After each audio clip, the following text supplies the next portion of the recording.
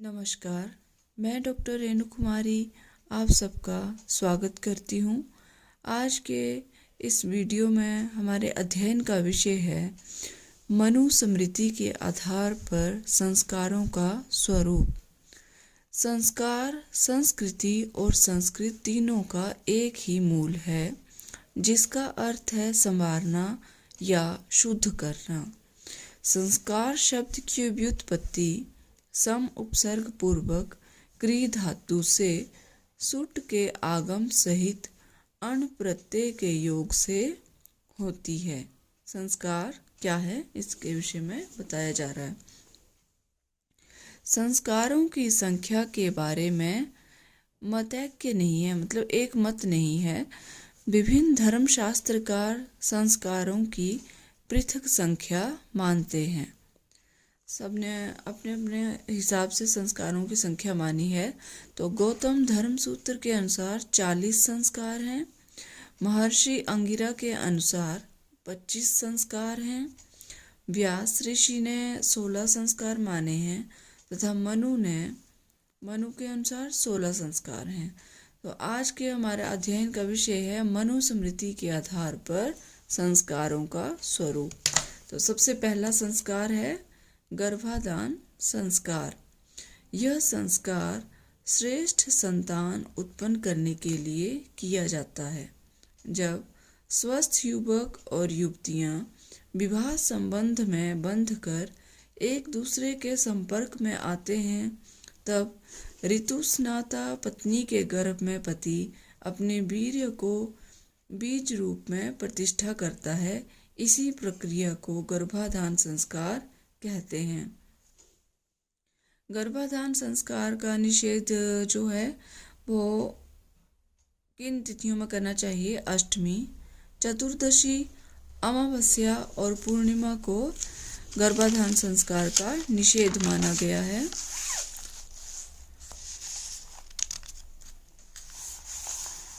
दूसरा संस्कार है पुंसवन संस्कार। पुंसवन संस्कार पुंसवन का शाब्दिक अर्थ है पुत्र प्राप्ति की इच्छा को व्यक्त करना। पारस्कर गृह सूत्र के अनुसार यह संस्कार गर्भाधान संस्कार के द्वितीय या तृतीय मास में होता है। गर्भस्थ वीर्य की पुष्टि के लिए यह संस्कार किया जाता है। इस संस्कार के करने से गर्भस्थ शिशु पुत्र होता है, ऐसा माना जाता है। तीसरा हमारा संस्कार है सीमंतोन्नयन। इसका शाब्दिक अर्थ है माता के सिर के केश संवारना या ऊपर चढ़ाना। इस संस्कार को करने का मुख्य लक्ष्य गर्भवती स्त्री को प्रसन्न करना हुआ करता था। यह हमारा सीमंतोन्नयन। अब है चौथा संस्कार है जातकर्म संस्कार। आदिम ने जब शिशु की उत्पत्ति देखी तो उसने इसके मूल में अति मानवीय शक्ति को समझा और ऐसे अवसर पर अनेक संकटों और विपदाओं की शांति के लिए अनेक निषेधों, व्रतों तथा विधि विधानों का जन्म दिया। मनु के अनुसार नाभि भेदक नाल काटने से पहले जातकर्म किया जाता था। स्वर्ण, घी तथा मधु का गृहयोक्त मंत्रों से नवोत्पन्न शिशु का प्राशन कराया जाता था।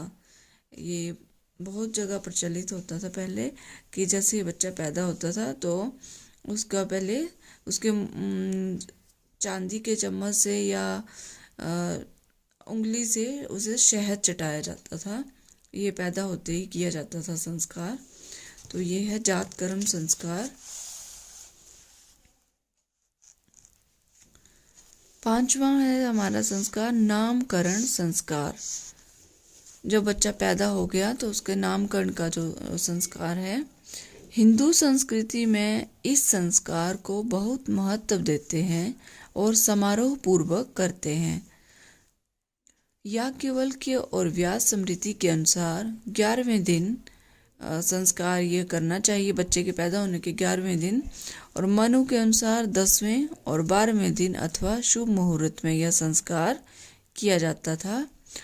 मनुस्मृति के अनुसार जो है नाम हमेशा जो है वो सार्थक होना चाहिए, और बालक के अक्षरों की संख्या, जो नाम की संख्या अक्षरों की, वो सम होनी चाहिए। जैसे 2, 4, 6 ये सम हो गया। जैसे राम 2 है, बालिका और लड़की का नाम जो है वो अक्षरों की संख्या विषम होनी चाहिए, जैसे सरिता इत्यादि। तो आइए अब जानते हैं छठा संस्कार, निष्क्रमण संस्कार। निष्क्रमण का अर्थ है कि बाहर निकालना, घर से बाहर निकलना। तो संतान को जन्म के बाद पहली बार घर से बाहर निकाला जाता था। यह संस्कार चौथे मास में होता था। एक निश्चित मांगलिक तिथि को पूजन पाठ के बाद संतान को प्राकृत वातावरण या उद्यान आदि में लाया जाता था। मनु ने यह संस्कार तीसरे और चौथे मास में बताया है। जब बच्चा 3 या 4 महीने का हो जाता है तब उसे पहली बार घर से बाहर निकाला जाता था और उसे प्रकृति का जो है वो प्राकृतिक वातावरण में उसे लाया जाता था। 7वां हमारा संस्कार है अन्नप्राशन संस्कार। यह संस्कार शिशु के छठे मास में प्रवेश करने के समय किया जाता था। जन्म से लेकर पूरे 5 महीने तक शिशु को केवल दूध पर रखा जाता था। वो केवल माँ का दूध पीता था या अन्य जो भी दूध होता है गाय इत्यादि का। छठे मास में इस संस्कार के द्वारा उसे अन्न दिया जाता था, इसलिए इसे अन्नप्राशन संस्कार कहा गया है। इस संस्कार में होम, प्रार्थना और बच्चे के मसूड़े में शहद, दूध, दही, भात के स्पर्श कराने की क्रियाएं की जाती हैं। मतलब उसे थोड़ा थोड़ा सब कुछ टेस्ट करवाना या चटाना, उसे टेस्ट करवाया जाता था। तो ये है अन्नप्राशन संस्कार।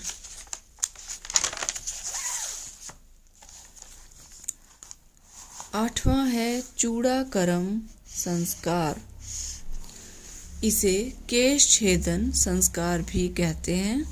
चूड़ाकर्म अथवा चोल संस्कार को आजकल मुंडन या जड़ूला उतारना भी कहते हैं। देखते हैं अभी भी ये बहुत प्रचलित है कि बच्चे का मुंडन करवाया जाता है।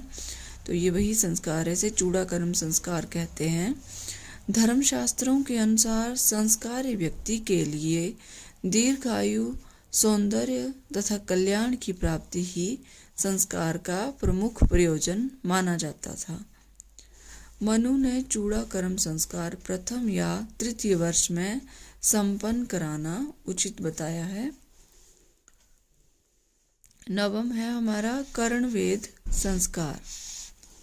यह संस्कार तीसरे या 5वें वर्ष में किया जाता है। कानों के बींधने से अनेक रोगों की रक्षा होती है।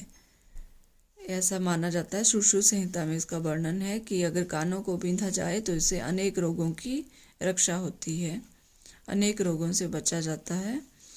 और साथ ही कान में आभूषण भी पहनाए जा सकते हैं जो कि हमारे सौंदर्य को बढ़ाते हैं।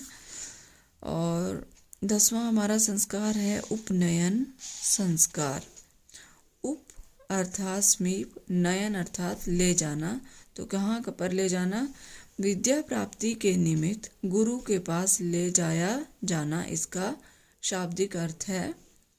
जिस व्यक्ति का उपनयन न हुआ हो वह समाज से बहिष्कृत तथा अपने सभी प्रकार के विशेषाधिकारों से वंचित समझा जाता था। मनु ने ब्राह्मण बालक के लिए उपनयन संस्कार है 8वें वर्ष में करना चाहिए, और क्षत्रिय बालक को 11वें वर्ष में गुरु के समीप ले जाना चाहिए विद्याध्ययन के लिए, और वैश्य को 12वें वर्ष में ले जाना चाहिए। यह उपनयन संस्कार। अब है हमारा 11वां संस्कार है विद्यारंभ संस्कार। यहाँ से विद्या का प्रारंभ होता है।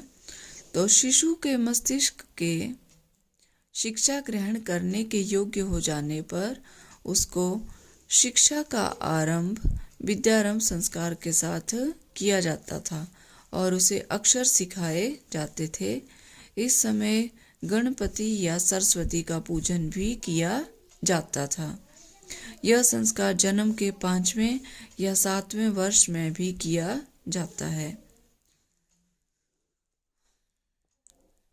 12वां संस्कार है वेदारंभ संस्कार। यहाँ से वेदों के अध्ययन का आरंभ होता है। तो गायत्री मंत्र से लेकर सांगोपांग वेदों के अध्ययन करने के लिए जो नियम धारण किया जाता है उसे वेदारंभ संस्कार कहते हैं। 13वां है हमारा केशांत संस्कार। इसमें ब्रह्मचारी की दाढ़ी मूंछों का जो तरुण होने का लक्षण है सर्वप्रथम क्षौर किया जाता था तथा नाई को विभिन्न उपहार दिए जाते थे। जैसे जब बालक जो है वो थोड़ा तरुण या नौजवान जब युवावस्था को प्राप्त होता है तो उसके दाढ़ी मूछें जो आती हैं उनको सर्वप्रथम जो उनके शेव की जाती है ऐसा बोल सकते हैं।